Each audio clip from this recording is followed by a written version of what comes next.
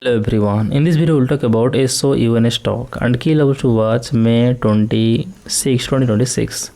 In previous trading session, the stock formed a doji candle. In today's trading session, the stock forming a bearish spin bar candle. Now the stock trading at $8.23. On the weekly time frame, the stock